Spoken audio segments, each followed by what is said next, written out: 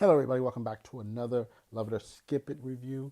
Today, we're going to be looking at this 20th Century Fox title, Beware the Planet of the Apes. Yeah, I've been anticipating this for quite a while. This is issue number one.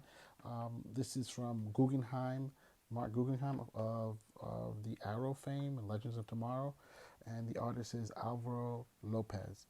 Now, I'm not quite sure the style that they're trying to get here. I don't know if this is Alvaro's style, but it seems as though they're trying to capture some of the style of the older comic.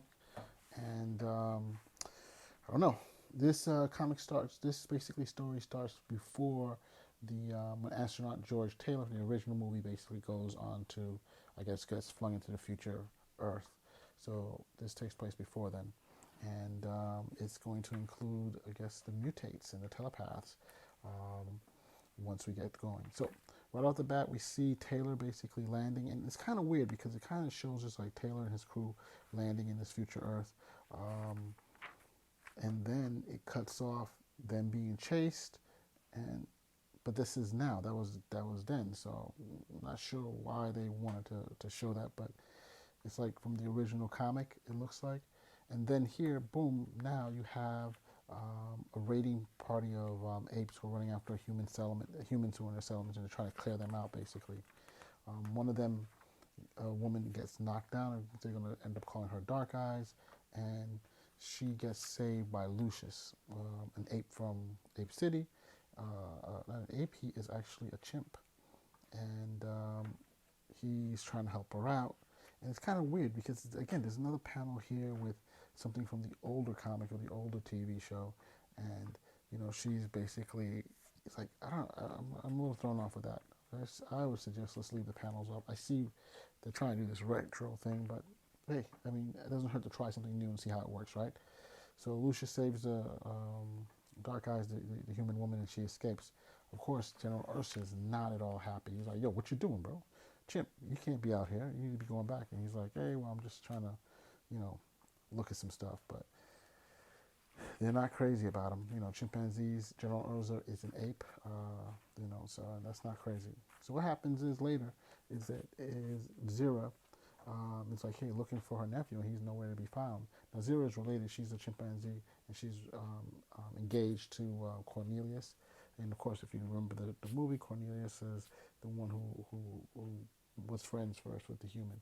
But Zira is, they're all scientists. They're trying to find out more about, things that are going on. They think they're better than humans. They're smarter because at this time, humans seem to have devolved. And I don't want to go over this whole thing because I think you guys know basically what's going on. So basically, Zira is worried about her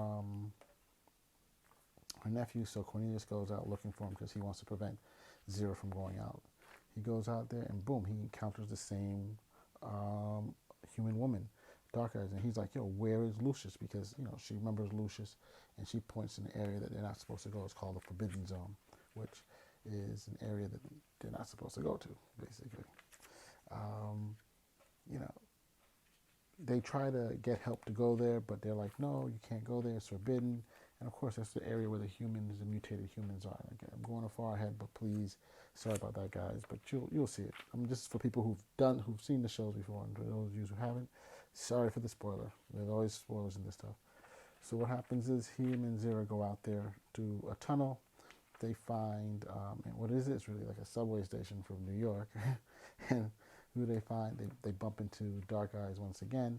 And of course, Zira is not exactly as trustful with humans as Cornelius and Lucius was, but she helps to guide them somewhat into the tunnel as to what's going on. Again, they have another panel, like, they called, in the old series, they called Taylor Bright Eyes, and they call this one Dark Eyes. So it's like they're trying to show what's going on here. I'm not sure, man.